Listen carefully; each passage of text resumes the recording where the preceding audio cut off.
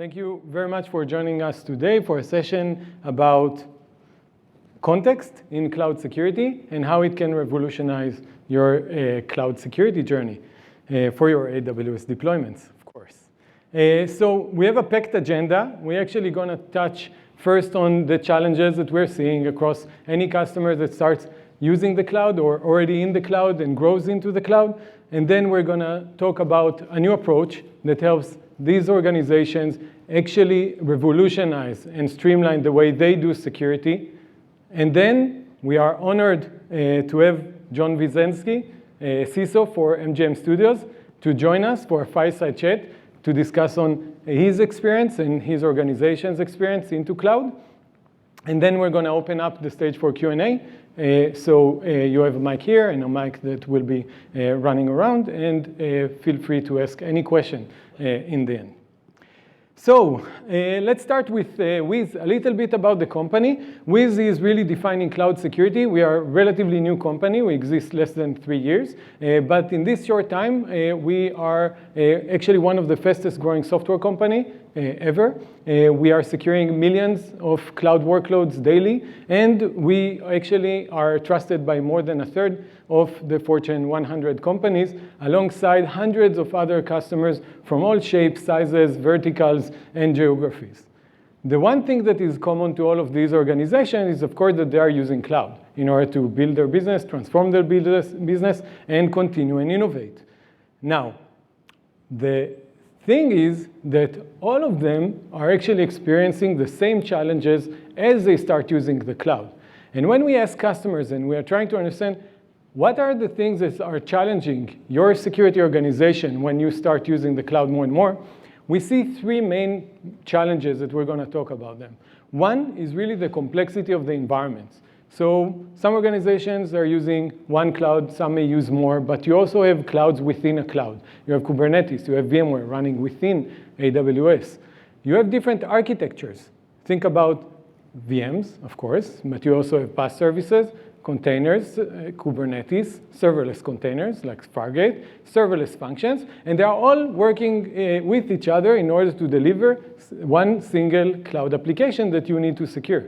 The problem is that each architecture today requires a very different approach for the security team into how do we think about securing it.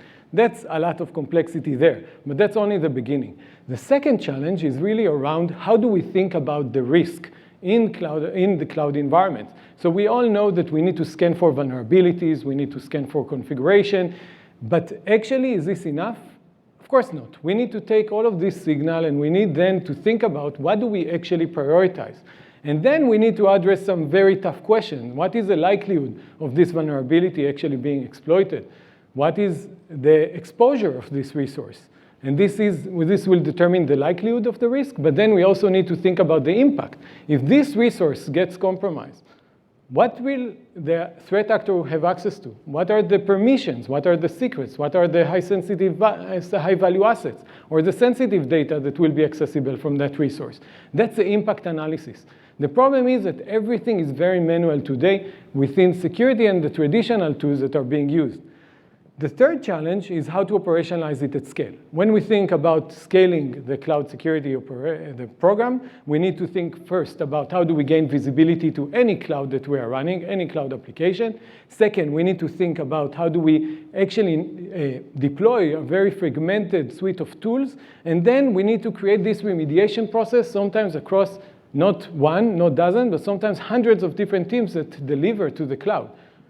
So these are the challenges, and the problem is that the traditional security tools are simply not helping us to identify these risks that we want to identify first. They are scanning, and they can find many different things, but again, they don't address the basic question, like in this diagram. The basic question that we're asking in terms of risk is this VM actually exposed to the internet or not? Can someone from the internet try to exploit it or not? Instead, what we have scanners that are scanning independent resources. They lack the context. They generate a lot of noise that then it actually creates sometimes, and it doesn't even increase the key security metrics. It actually helps us create noise, so we need to work for the tooling. So we need to sieve through that noise and identify what's important and what's not. What we see is actually a lot of misconfigurations that we can't make sense of. We need to basically see what is whether this VM is exposed or not, but we're seeing many misconfigurations that doesn't tell us. The same thing happens with vulnerabilities. Every other week, we've got yet another vulnerability that is exploitable, and we've got many instances of that vulnerability in the environment. And we're asking our teams, how do we prioritize the most important ones? And the teams get a list of all the instances that have this vulnerability, and now they need to contextualize it and prioritize. So they need to look at the workload. They need to look at the cloud configuration. They need to look at the business context. And only when they create the full context, then they can have an intelligible answer. We're saying, we've found this vulnerability on this resource. It is very important because this resource, we happen to identify that it is internet-facing. It has access to a key that is exposed. And this key is actually paired with a service account that has access to a bucket. And guess what? This bucket contains sensitive data. So if this vulnerability actually gets exploited, we are in a very serious problem, so let's fix it first. This is a level of context that you want to have to every single misconfiguration, every single vulnerability that you see in your environment. But unfortunately, what security teams are seeing today is at least a dozen different tools that each one focuses on one part of the risk. It can be different types of risks, like vulnerability assessment tools will scan for vulnerabilities. CSPMs will scan for misconfigurations. KIMs will look for misconfigurations in the infrastructure entitlements, the cloud identities that we use. And we have tools for different architectures. We have a container security solution, a VM security solution, a serverless security solution, and we even have tools that scan the runtime environment, post-deployment, but also pre-deployment. You have ISC scanning, container image scanning, secret scanning. They're all looking at the same cloud application. But now we as security teams need to do the mesh of all the signal, which obviously doesn't scale well. And this is where basically we have a new market. Gartner called it CNAPP, Cloud Native Application Protection Platform, that is actually implementing all of these capabilities. And that's what we did with Wiz. We implemented every single capability, but instead of doing it as a suite or in silo, we did it as one single product. When we do it as one single product, we can unlock a whole lot of new value to customers. First, you get frictionless visibility to any cloud environment that you have. Any architecture, completely agentless. Connect an API, and you gain full visibility. No friction to the teams. Second, we're not only scanning for vulnerabilities, misconfigurations. We're actually doing the extra mile of correlating all of this signal on a graph database powered by AWS, Neptune, that we are using it in order to contextualize and correlate so we can sieve through the noise, provide context on every finding that we have, and then prioritize it accordingly. And the third thing, once we achieve this level of accuracy, guess what? You can let the engineering teams in. You can provide them access. You can democratize a view on the AWS resources that they are using and the risks that are attached to them. And this is the process of democratizing security, not only to the security teams, but across anyone that builds through the cloud. So how do we do this? In 4 simple steps.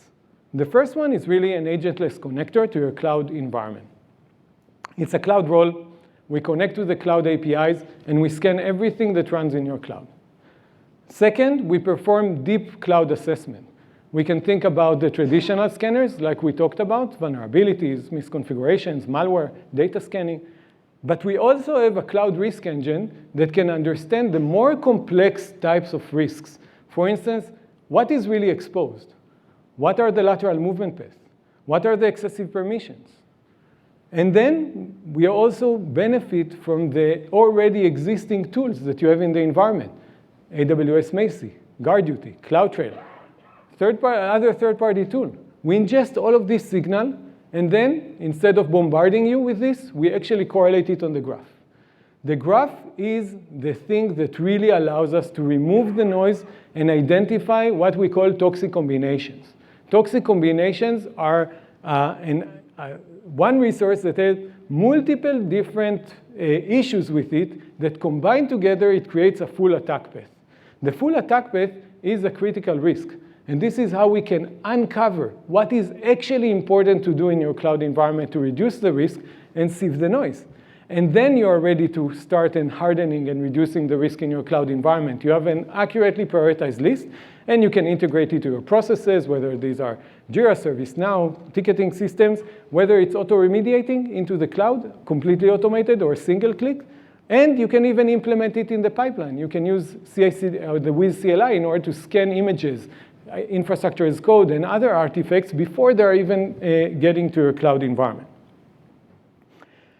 And let's go into the details. First, the agentless visibility. The agentless visibility, actually what it allows you to do is to connect a cloud role. The cloud role is read-only. It connects to the cloud, the AWS APIs, and it starts by analyzing all of the cloud configuration. But then we're actually using an additional set of APIs to analyze the actual workloads. So if these are VMs, we can analyze the snapshots. If these are containers running on these VMs, from these snapshots, we can actually analyze the containers running on any VM that you have in the environment. If these are Fargate containers, we can get the ID for the image and pull it directly from the ECR. If it's serverless function, like Lambda, we can basically pull the code and scan it. In fact, with a single API connector, we can scan every single piece of code that runs in your cloud environment. And it literally takes you minutes to connect. We support more than 60 different AWS services, all with that one single connector, including all of the code that they are running. Now that we've established this type of visibility to your environment, we can run for you a whole set of scanners. We talked about the vulnerability scanning, the malware scanning, the data scanning inside data assets, and the configuration scanning of any resource that you have in the cloud. And we are also doing the advanced analysis. I want to pause for a second and take a few examples on how the graph is used, not only to correlate the signals, but also to run an advanced analysis. We talked about the misconfigurations on network exposure. I'll show you how Wiz actually is doing it very differently. What we're doing, after we are correlating everything on a single graph, all of the network topology, all of the routing rules, all of the security groups, all of the gateways, the load balancers, peering, everything is in one single graph. And then we are actually running a flow analysis that shows us all of the technically open ports that you have in your cloud environment, URLs. Everything that is open network-wise, basically Wiz will be able to identify. Is this enough? It's much better than any other CSPM tool out there, but it's not enough because we want to achieve 100% accuracy. How do we do this? Everyone, how many of you have received an alert with an RDP open on a Linux machine? It happens. It's not, is it open? Technically, yes. Is it risky? Not really. How can we avoid it? So basically, Wiz is running an active validation. We are actually scanning from the outside, and we are actually saying this port is active. It's open. This RDP is actually not open on the Linux. And then we can even take it a step deeper. We can identify the protocol, and we can scan the HTTP. Let's say it's a web application. We can identify what's running there. Is it unauthorized? Is it HTTP okay? And this is how you get 100% accuracy on what is your actual cloud exposure. No one knows it today. It's unbelievable. But Wiz can identify it as soon as you connect it to your cloud environment. Everything across any architecture. And that's just one example. The next example is actually around escalation path. How do I know what is the effective permissions that I'm granting to every single entity across my cloud environment? It's very complex. Cloud identity allows us to do fantastic things. It allows us to assume roles. It allows us to put conditions, allows us to scope the access. But what is the end result? Wiz is running a very similar analysis to the thing we've seen with the networking on identities as well. So we can identify whether a resource has an exposed AWS key and whether this key is tied to an admin role that have cross-account access to another machine that can assume another role with access to sensitive data. That's exactly what threat actors are after. And that's what Wiz can identify before they even try it. We can show the network exposure, the permissions, across any resource that you have in the cloud as soon as you connect Wiz. And that's powerful, because then we can take all of these deep insights and correlate them on the graph. And now we just need to look for these attack paths. Do we have an exposure to a resource that is vulnerable and has a lateral movement path to a data asset that has sensitive data in it? And this is how Wiz becomes accurate. When we show you that there is this attack path, it exists. It's not a heuristic. It's not based on events. It's there. You can go and you can fix it before anyone else can find it. And that's powerful because it allows you to not only use all of the different security findings from Wiz, AWS, but also correlate this risk, have one prioritized list, and send these high-fidelity alerts to the engineering teams. Guess what? They will thank you. They will say, oh, we haven't realized that this is actually what's happening. Let's fix it. And that changes the whole discussion. Now, let's see a few examples. This is a real example of what Wiz can identify. Until now, we had this diagram, but this is what the Wiz product actually shows you. We scan an environment, and you get an alert, where the alert will show you, here is a topology in the networking that exposes this resource. Here is a key that we found. Guess what? On this resource also, there is an exploitable vulnerability. And through that key, we can assume a few roles all the way to sensitive data in a bucket. And everything is native. We don't need any other, you don't need to deploy anything except for the Wiz role on your cloud environment. But we also can ingest from other signals. There is a fantastic integration with Amazon GuardDuty, where we can actually ingest all of the different findings that GuardDuty found from events, from network flows in your cloud environment, all of the alerts. And then what we can actually do on the alerts is the same thing that we did with vulnerabilities. We can contextualize them for your SecOps teams.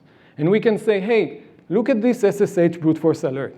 We get thousands of them every day. But guess what? You have one machine in the environment that has password authentication enabled. It has a weak password. And guess what? It can also assume an admin role in your account. So out of these thousands of SSH brute force alerts, this one is actually critical. And Wiz can immediately show you this through the graph. Now, there are infinite ways. That's the beauty about the graph. There are infinite ways in which we can analyze the data. We can do the same secret scanning and just apply it on buckets. And guess what? We can scan every bucket that you have in the environment, especially the publicly exposed ones, identify if there is a secret there, and show you the effective exposure that that secret creates. So if there is a bucket with a critical key, Wiz can find it for you. And it's not noise, because same thing that we analyze for networking, we analyze on secrets. And we can show you what is the effective exposure, effective permissions that every secret has. And same thing that we do on PaaS and VMs applies in the same manner to any architecture you choose. And that's the beauty about it. Until today, as security teams, we always chased what the engineering teams were doing. Now they chose to use ECS Fargate. Great, we need to find a solution. Oh, they're using serverless functions. Oh, now we need to onboard it. Now, what Wiz can actually give you is the same level of visibility across any architecture your cloud teams basically choose. And you're not behind. You're actually far ahead of them. And you can secure any type of architecture that you want with the same tooling. The graph will look exactly the same. Now that we have achieved this level of high fidelity alerting, the ability to identify these toxic combinations in your cloud environment, now is the time to build a cloud security program that will engage with every single team that delivers the chips to the cloud. This is where magic happens, because this is where the wheels start to turn. And this is where you can see and scale out your cloud security program. From a cloud security program that is maintained by the security team, you can finally scale out to every team that is delivering to the cloud. How do we do this? Wiz has an ultra-powerful RBAC module at the core. Every single resource that we see is identified with the business owners of that resource, either by tagging, by accounts, by clusters, by namespaces, you name it, CMDBs. We are stamping into every single resource and every single finding who owns this resource. And what you actually can do, you can delegate access to every developer in your organization, and based on SSO access and groups that you already have, they can be provisioned with access to Wiz, but they will see only the resources that they own. And now you're seeing everything as security, they're seeing their resources, and you have this shared view of what are the risks that they should fix. And you have the view of their entire organization, they see what they need. And this drives a whole different behavior, because now you can actually ask them, how would you remediate this in your cloud environment? You want a message into your Slack channel? Yeah, you can do it. It's not up to me, it's up to you. Do you want to integrate it to a Jira project? Great. Do you want to integrate it to ServiceNow? Also great. You want to automate the response directly into your cloud environment? Also great, you can do it. You have basically delegated and empowered them to run a security operation based on high fidelity issues that you found through Wiz. And this ability to run a cloud security program, this is, and I'm working with hundreds of organizations, but this is where things start to click. This is where security, you see it happening. And now you start to see how engineering teams are actually accountable for the risks, and they are reducing this because they are naturally incentivized to fix this, because this is not noise. This is the actual thing. Now, the other thing that you get by engaging with the engineering teams is that now you have the ability to embed security into their development processes. So Wiz provides you with a Wiz CLI. The Wiz CLI can be embedded by the engineering teams into their processes locally, in the pipelines, in the registries, and it can basically scan every artifact they are about to ship to the cloud, but prevent non-compliant, vulnerable configurations from getting there in the first place. And this is how you shift to the left securely. You start from the right, you gain trust, and then you start embedding yourself into the left, achieving more and more prevention at the pipeline. And now you have the trust of the engineering teams, and that's what gets the things going. Because if you try just to embed controls on the left in the pipeline, usually, like the misconfigurations issue, just noise, friction, and it doesn't work well. It doesn't scale well. But when you come from the right, you see the issues, and now they're naturally incentivized to scan it, fantastic. They will embed it, and they will thank you. And in the end, the experience for customers is very simple. You need to connect with to your cloud environment. It takes you minutes. It's a cloud role. We talked about it. We'll see some screenshots on how it works like in Wiz. But once you have done it, after these few minutes, Wiz will do the rest of the work. We will scan your environment. We will correlate. We will prioritize. And what you will see next is actually all of the issues prioritized by their risk across anything that runs in your cloud. This will be easy to sieve through because everything is humanized in the sense that it has clear explanations, it has a clear graph that explains the attack path, and it has a clear call to action. And then we democratize the program. Then you get it to the different teams. This is how it begins, right? It's a basic cloud role that you provision to your cloud. We have two deployment modes. We have a full SaaS mode that gets you up and running in seconds, everything from the Wiz Cloud. And we have an Outpost mode that is actually running all of the analysis within your cloud, if you have regulatory requirements and so on that require you to do so. So this is how every organization can set up Wiz, with this simple screen. Second, we map the entire inventory. This is the architecture. Every single resource, whether it's PaaS, whether it's IaaS, whether it's software running on this IaaS, whether it's container, whether it's serverless functions, whether it's Log4j, everything will be mapped, all of the inventory across your cloud environments. And you can click on each one of those, and you can actually see everything on the Wiz graph. And the Wiz graph, there are many visualization tools that show you a graph, but the Wiz graph is unique because it allows you to search through that graph and ask about different conditions. So you can say, show me all of the Amazon Linux machines that are running on containers or VMs that are also internet exposed. You can correlate it with vulnerabilities, with secrets, with data access, and so on. But Wiz has already done it as well. We have, out of the box, hundreds of rules that our threat research team continuously adds based on what we understand collectively are the risks that we need to remediate in the cloud. And you get it mapped not only to your cloud environment, but also to all of the different frameworks that you need to comply with, whether it's SOC, HIPAA, GDPR, PCI, CIS, All of these are baked into Wiz, and you don't need to work towards it. You just plug it in, and you get the heat map of your entire compliance environment. And guess what? On the left, you can see the projects. The project is how we call the business units. So every single business unit now gets their own score. And again, it's fully automated. You didn't need to work towards it, just saying, what is a project in your organization? This is where the magic happens, because this is a prioritized list of issues. You connect with, you go get your coffee, you come back an hour later, and you get this list of issues immediately. Each row here represents a toxic combination. This is an attack path, and it is tied to a severity based on the likelihood and impact of that attack path. And it works across all of the different environments that you connected with, but it's one single list. It doesn't matter whether it's sensitive data that is exposed, a vulnerability, a lateral movement path, a misconfigured identity. Everything, you have one single queue that now the engineering teams can read from and see what is the most important thing they should fix if they have 1 hour to invest in their security posture. And from here, you can see that the details are fantastic. On every single issue, you get a brief description saying, why is it important?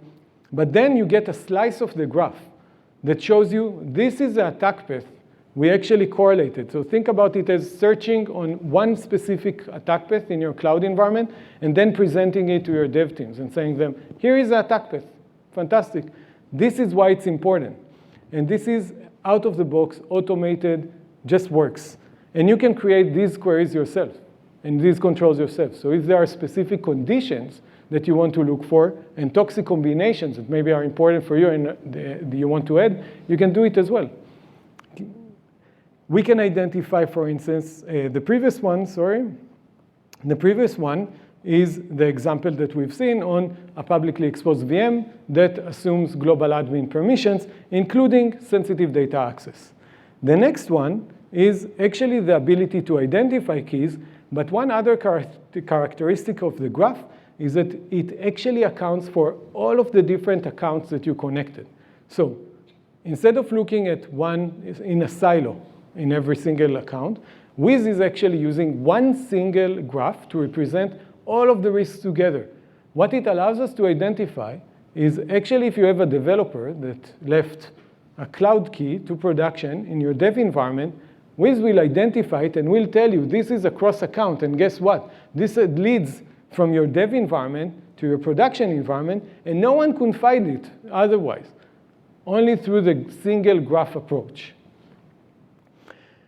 And Wiz provides all of this aggregated in different ways, and you can create reports and generate compliance reports and connect to it using APIs and pull all of the data. But the really important thing that in the end, you also have dashboards by domain.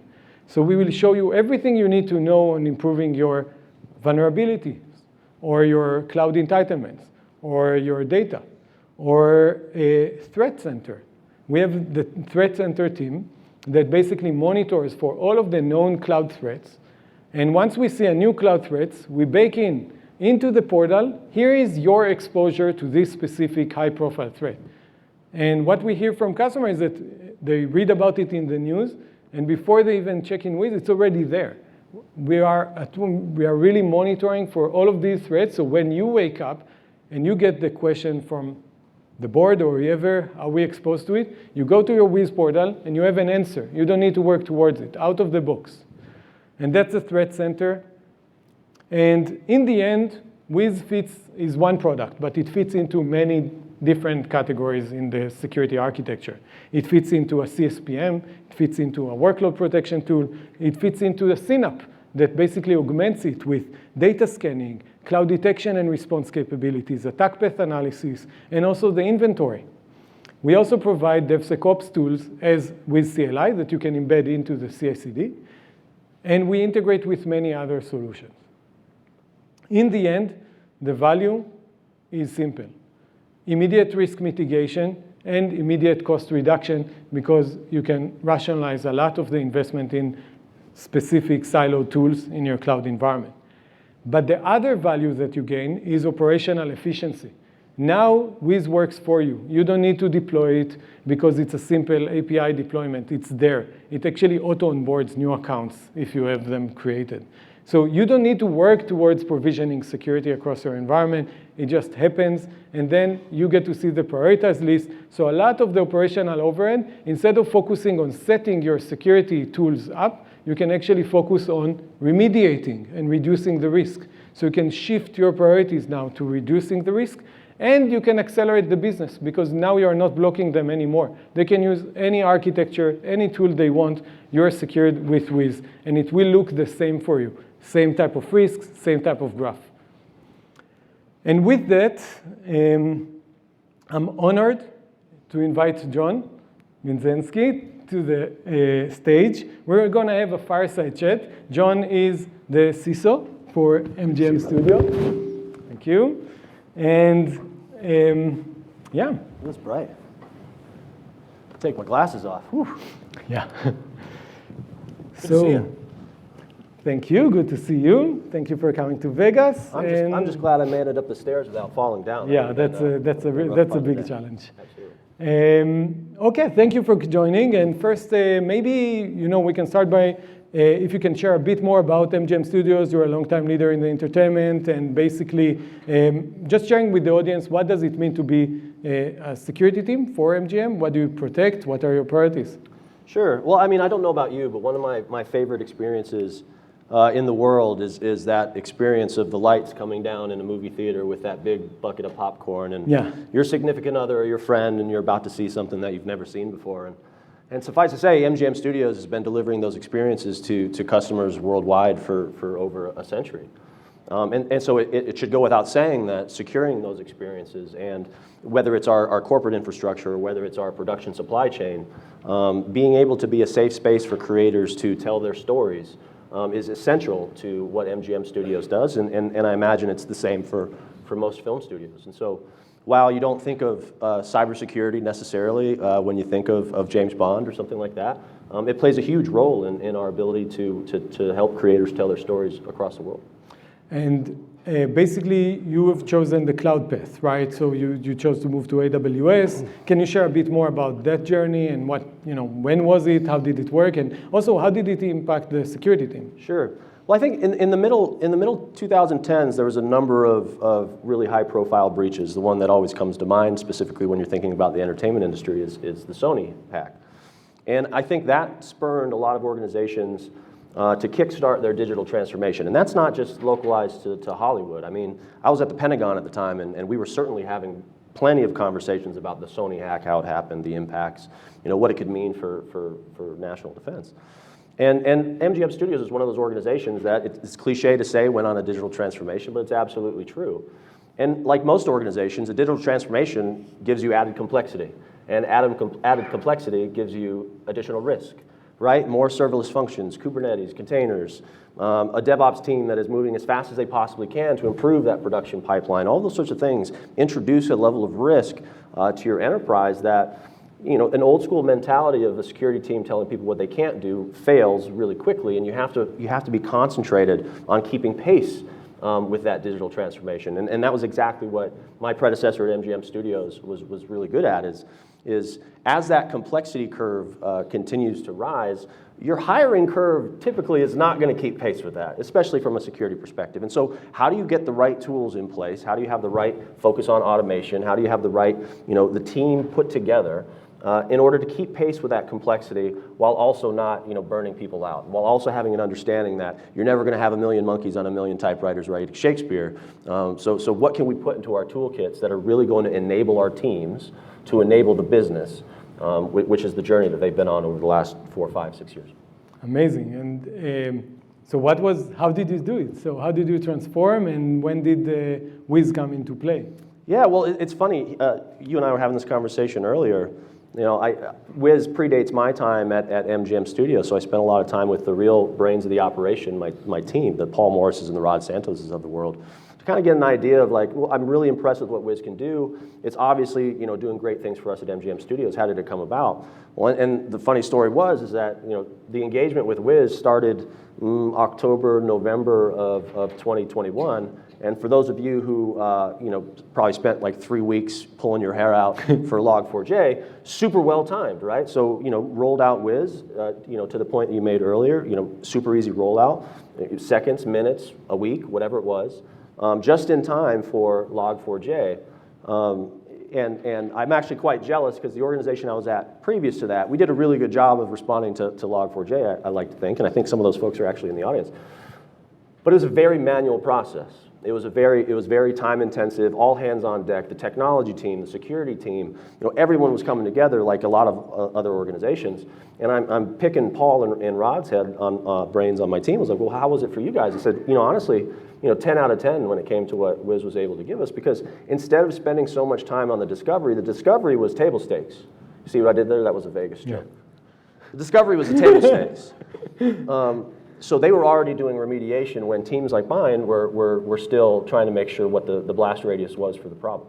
So you could actually focus on the remediation, removing the risk, versus like other teams that focusing on the finding the problems. Absolutely, and that shared language, you talked about prioritization and context and things like that. That shared language between the security team and between the devs and the pure tech team, it helps reduce the amount of tension that comes with those sorts of incidents. Yeah. Anyone who's been involved in incident response, whether it's a big incident, whether it's a Log4j thing, whether it's some vendor that you have get popped, it's stressful, right? I used to have a full head of hair before I started down the cybersecurity path.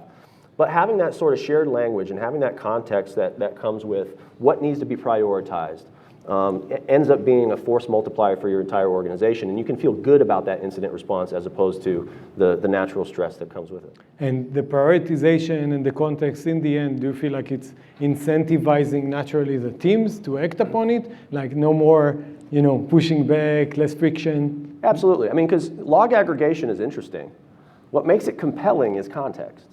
Log aggregation for the sake of log aggregation, alerting and monitoring for the sake of it, data lakes for the sake of it. Without that context and without that shared understanding of what information are we pulling and why is that important to our organization, not even just from a security perspective, but what is important to our organization as a business, what's driving us forward. Having that shared context and that shared sense of ownership when it comes to your relationship between your security teams and your dev teams is essential.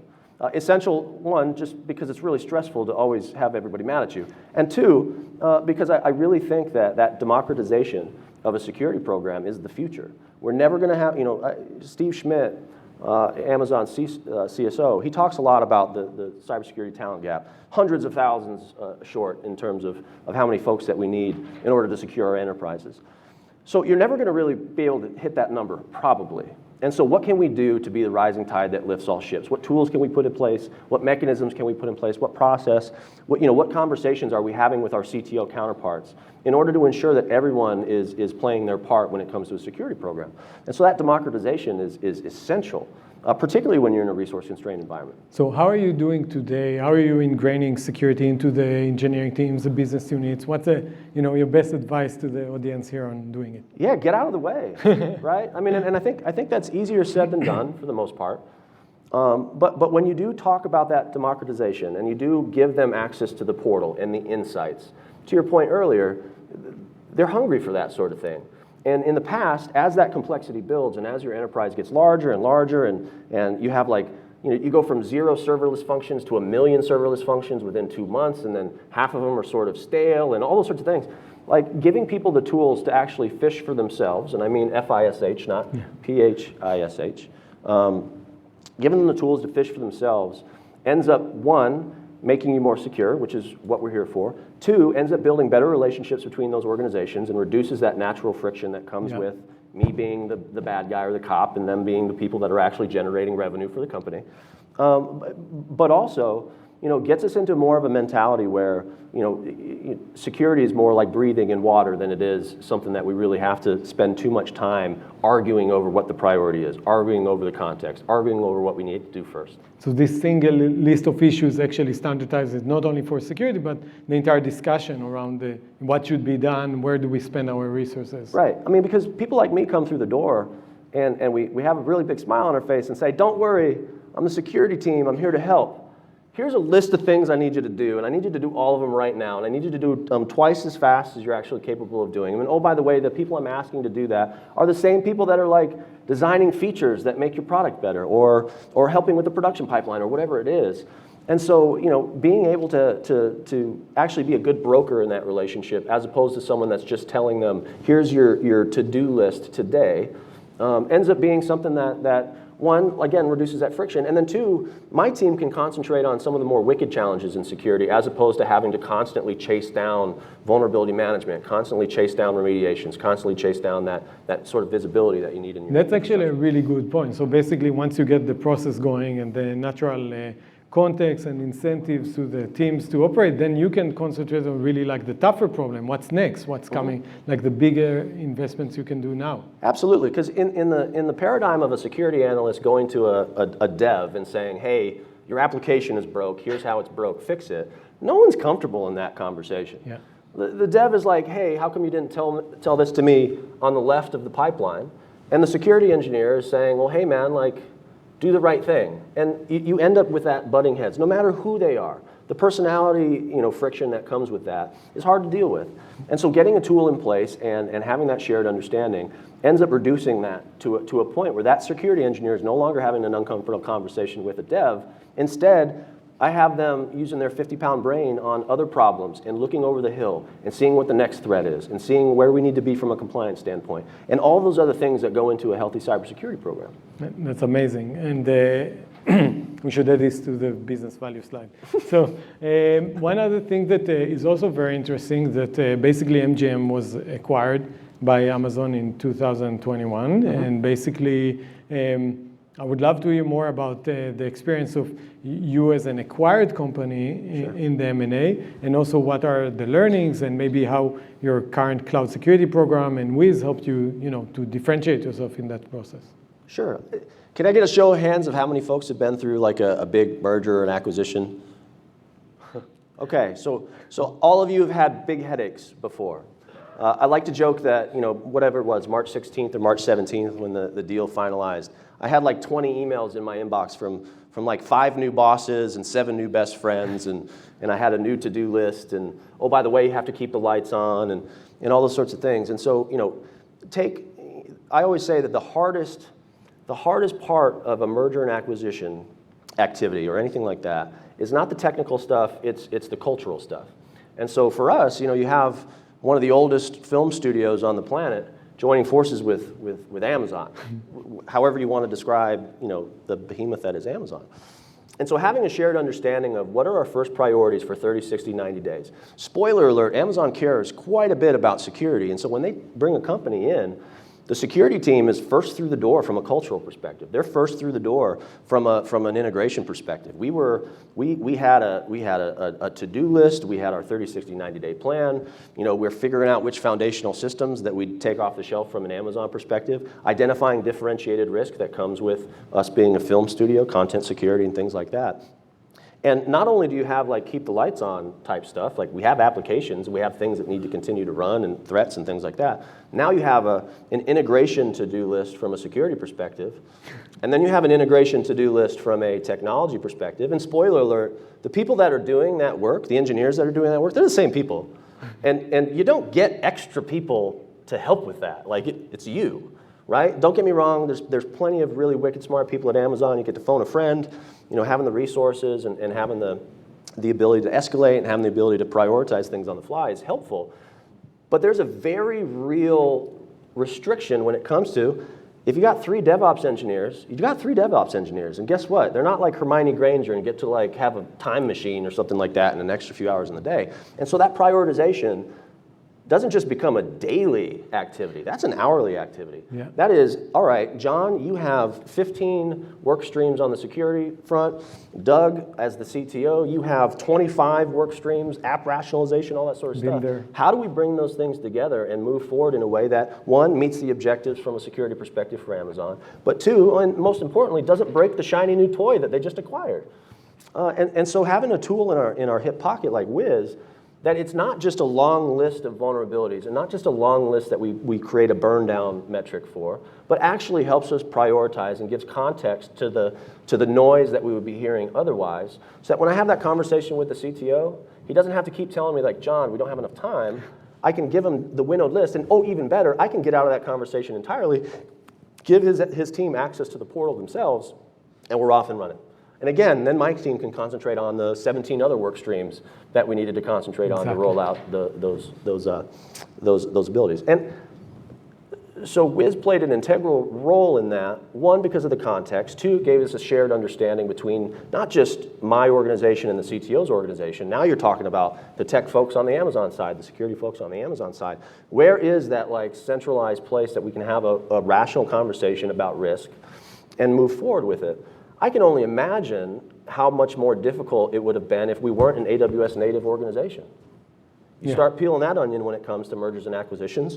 Also, companies like Amazon, they acquire more than just AWS shops.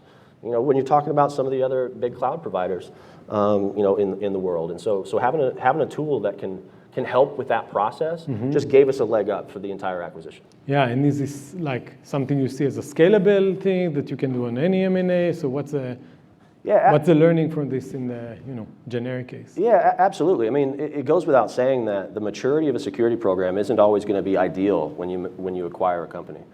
Particularly if you're acquiring a new startup or something like that, they probably, in a lot of cases, don't have a security team, or it's just an IT guy that puts a security hat on once in a while. The DevOps, one of the 10 work streams. And certainly, there's usually not a CISO that's sitting there that has the ear of the board or has the ear of leadership in order to help you prioritize those sorts of things. And so then having that shared language and having that shared understanding of what sort of risk is coming through the door during an acquisition is essential. There's only so much you can do pre-acquisition to have an understanding of the entire threat landscape, and you're not always going to have a guarantee that there's going to be someone who can speak intelligently or eloquently about it when they come through the door. And so, what tools do we have at our disposal in order to help facilitate that conversation and get us moving in the right direction? Because the clock is ticking. The clock is always ticking. And again, like I said earlier, an acquisition is nothing if not more complex than your enterprise was before. And that added complexity, again, introduces that risk. Amazing. So maybe some final thoughts and advice to the audience on running a cloud security at the scale you're running and going through these transitions. You have to bear with me. I had a mentor and a friend when I was in the service. He was an Air Force civil engineer, so bear with me with my metaphor. He used to say that you could be the best carpenter in the world, but you still can't build a chair if you don't have the right tools.